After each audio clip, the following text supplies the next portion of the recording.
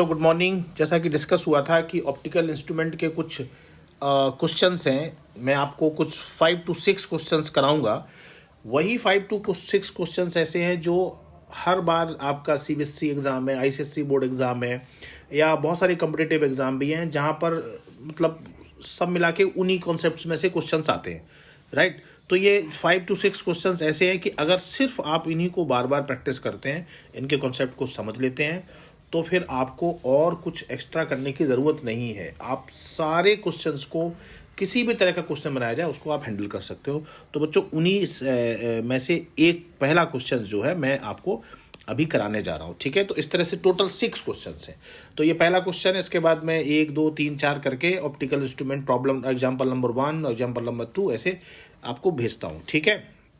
तो देखिए पहला क्वेश्चन है, इसमें लिखा है जायंट रिफ्रैक्टिव टेलीस्कोप है, ऑब्जेक्टिव लेंस और फोकल लेंस 15 सेंटीमीटर आई पीस है दिस। तो सबसे पहला स्टेप ये होता है कि हम जब भी कोई टेलीस्कोप की बात करें तो एक रफ ऐसे ही डायग्राम बना लेते हैं। आपको बड़ा सा डायग्राम सुंदर सा नहीं बनाना, एक रफ डायग्राम बनाना होता है। आपको ना उससे आइडिया लग जाता है कि करना क्या है। जैसे आपने देखा कि टेलीस्कोप की बात कर रहा है तो आपको पता है ये ऑब्जेक्टिव लेंस है, ऑब्जेक्टिव लेंस का जो डायमीटर बड़ा होता है और आई पीस का छोटा होता है। एक रफ डायग्राम हमने बना लिया और हमें ये समझ में आ गया कि ये टेलीस्कोप है तो रेज जो है इन्फिनिटी से ऐसे आती हैं, ठीक है। ये रेज इन्फिनिटी से आती हैं, ठीक है, और आई पीस उसको ऑब्जर्व करता है।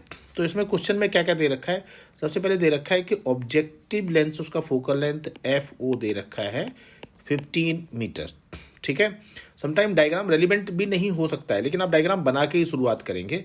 आई पीस जो है वो आपको दे रखा है 1 सेंटीमीटर, और क्वेश्चन में पूछा गया ए पार्ट में what is the angular magnification of the telescope. तो अब एंगुलर मैग्निफिकेशन ऑफ टेलीस्कोप है, आपसे ये भी नहीं कहा कि ये नॉर्मल एडजस्टमेंट है, आपसे ये भी नहीं कहा कि फाइनल इमेज कहाँ बनेगी। ऐसी स्थिति में जब आपसे कुछ ना कहे तो आप ये मान लेंगे कि ये नॉर्मल एडजस्टमेंट ही है।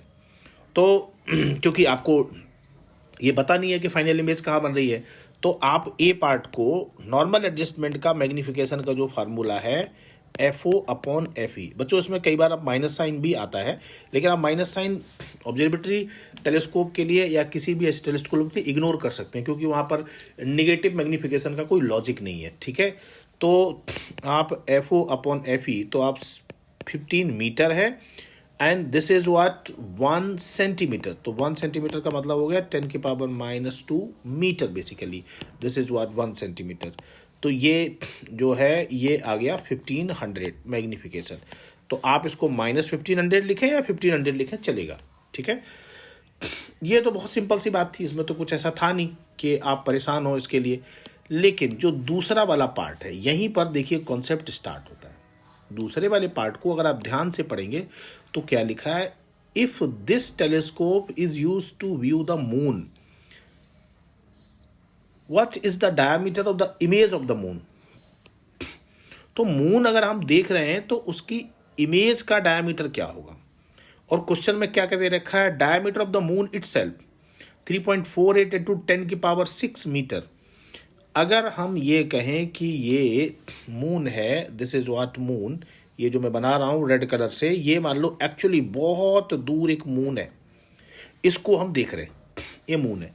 इसका डायामीटर भी दे रखा है, तो मैं यहां पर लिख देता हूं डायामीटर ऑफ मून, डीएम लिख दिया, आपको गिवन है। अब कह रहा है lunar orbit of the object orbit is 3.8। अब ल्यूनर ऑर्बिट का कंसेप्ट आता है। ल्यूनर ऑर्बिट क्या होता है, जो भी आप ऑब्जेक्टिव लेंस से जितनी दूर ये आपका ऑब्जेक्ट है, सेलेस्टियल बॉडी है, जैसे मून है, तो उसको हम ल्यूनर ऑर्बिट आर कहते हैं। तो यहाँ पर ल्यूनर ऑर्बिट भी आपका दिया गया है 3.8 10⁸ मीटर, और आपको डायमीटर ऑफ मून भी दे रखा है 3.48 10⁻6, ये भी दे रखा है। अब क्वेश्चन में पूछ रहा है कि जो इमेज बन रही है, किसकी इमेज बन रही है, मून की जो इमेज बन रही है उसका डायमीटर क्या होगा। चलिए मैं मान लेता हूं कि मून ये इमेज बना रहा है, यहां पर नॉर्मल एडजस्टमेंट है, मून यहां इमेज बना रहा है। अब अगर हम ये सोचें कि ये तो हो गया हमारा ऑब्जेक्ट और इमेज का डायमीटर पूछ रहा है, तो अगर मैग्निफिकेशन लगा दो, height of image height of object, तब तो फिर कमाल हो जाएगा। 1500 का मैग्नीफिकेशन है। आप सोचो कि डायामीटर इटसेल्फ जो मून का है वो 3.48 10⁶ मीटर है, इतना बड़ा है। और अगर हम उसको 1500 टाइम्स और मैग्नीफाई करें तो हम क्या उसे देख सकते हैं? यहाँ पर बच्चों एक बहुत बढ़िया बात ये भी समझ में आ रही है कि जो स्टेटमेंट हम रिपीट करते हैं बार बार बच्चों कि टेलीस्कोप, क्या स्टेटमेंट रिपीट करते हैं मैं यहाँ लिख भी देता हूँ। Telescope is not magnifying the size of object. ये इसका बहुत ही एक जीवंत एग्जाम्पल है, लाइव एग्जाम्पल है कि टेलीस्कोप जो है मैग्नीफाइंग नहीं करता है, मैग्नीफिकेशन नहीं है। टेलीस्कोप मतलब डिस्टेंस ऑब्जेक्ट को डिस्टिंग्विश करने के लिए यूज करते हैं। तो अब आप नॉर्मल मैग्नीफिकेशन का फार्मूला लगा ही नहीं सकते हो। तो जो मून आपको 1 mm का दिख रहा था, जो मून आपको 1 सेंटीमीटर 2 सेंटीमीटर का दिख रहा था, वो कह रहा है कि अब कितना दिखेगा। तो वो एक्चुअली अब ये कह रहा है कि मून, अब मुझे बताओ ये मून अब कितना दिखेगा, अब मुझे बताओ कि मून का डायमीटर अब कितना दिखेगा, ये बताओ। तो डायमीटर ऑफ द मून और उसकी इमेज, तो हमने DI लिख दिया, DI मतलब इमेज। तो जो मून है उसकी इमेज जो हमें दिख रही है, तो ऑब्वियसली इमेज बहुत छोटी दिख रही होगी, कोई 10 15 20 सेंटीमीटर दिख रही होगी, हल्की सी। तो मैग्नीफिकेशन का फार्मूला नहीं लग सकता है। Now the question is very easy. आपको पहले यह समझना है कि मैग्नीफिकेशन का नॉर्मल 1+D/FE करके या फिर ऐसे हाइट ऑफ इमेज ये सब नहीं लगा सकते हो। इसमें आपको कुछ सोचना पड़ेगा, ट्रिक लगानी पड़ेगी। वो ट्रिक देखते हैं क्या है बच्चों। देखो अब आप इन दोनों एंगल्स को देखो। यहां पर अगर हम एंगल्स की बात करें तो ये वाला एंगल इस एंगल के बराबर है, देख रहे हैं, और ये 90 डिग्री है, ये भी 90 डिग्री है, ये दोनों एंगल 90 डिग्री हैं। ये जो बेस है ये कॉमन है, तो आप ये कह सकते हैं कि, या फिर आप और भी तरीके से समझ सकते हैं कि ये वाला एंगल इस एंगल के बराबर है। तो इन दोनों में, इन दोनों ट्रायंगल का मतलब ये वाला ट्रायंगल मतलब 1 और 2 में आप एक सिमिलरिटी लगा सकते हैं। क्या सिमिलरिटी है? देखो अब आपको पता है सर हमें ये वाली डिस्टेंस नहीं पता है, आपको पता है ना, ये डिस्टेंस तो आपको पता है FO के बराबर होगी। क्यों? ये ऑब्जेक्ट बेसिकली तो इन्फिनिटी पे है, तो जब ऑब्जेक्ट इन्फिनिटी पे होता है तो इमेज फोकस पे बनती है। तो हम अगर सिमिलरिटी लगाएं इन दोनों में तो हम क्या लगा रहे हैं? DI diameter of image of the moon of on diameter of the moon actually equals to FO/R। देखिए हमने दोनों के रेशियो को इक्वल कर दिया है, इधर DI और DM को, इधर FO और R को इक्वल कर दिया। तो ये B पार्ट का कॉन्सेप्ट है। अब बच्चों आपको डायमीटर ऑफ इमेज पूछा गया है। So diameter of image, diameter of moon R into FO। तो डायमीटर ऑफ मून एक्चुअली में जो गिवन है वो 3.48 10⁶ डिवाइडेड बाई R, जो कि ल्यूनर ऑर्बिट के नाम से जाना जाता है, 3.8 10⁸ इंटू FO 15 मीटर दे रखा है। तो बच्चों इसको अगर हम सॉल्व करेंगे तो ये क्वेश्चन जो है 3.48 divided by 3.8, so the answer become what?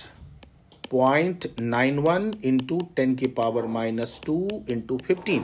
तो अगर मैं इसको मल्टीप्लाई कर दूं into 15, so the finally answer become 13.7। ये मीटर होगा तो ये -2 है, so this become centimetre. So diameter of the moons image is this. इस तरह से हम इस प्रॉब्लम को सॉल्व करेंगे। मैं आपको फिर से एक बार बता दूं कि जब आप पहला पार्ट कर ले रहे हैं तो पहला पार्ट बहुत ईजी है, FO/FE है। या माइनस साइन को हम इग्नोर कर सकते हैं, यदि आप लगाना चाहें तो लगा भी सकते हैं, नो प्रॉब्लम। इसके बाद आप ये नहीं देखेंगे कि इमेज कहाँ, ये नॉर्मल एडजस्टमेंट पे इमेज बन रही है तो ये साइज इमेज का लगभग वही रहेगा, नो प्रॉब्लम।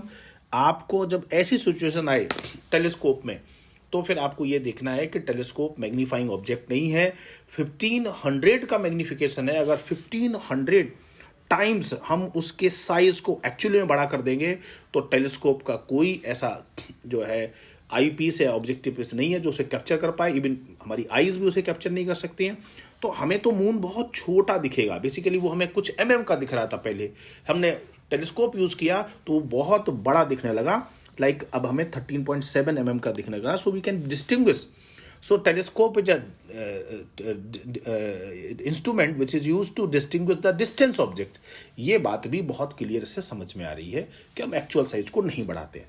ठीक है बच्चों, तो इस क्वेश्चन को करने की एक ट्रिक इस तरह से बच्चों. नेक्स्ट क्वेश्चन करते हैं, मैं आपको शेयर करता हूं नेक्स्ट क्वेश्चन. टोटल मैंने आपको बताया कि कुछ 5 to 6 क्वेश्चन हैं.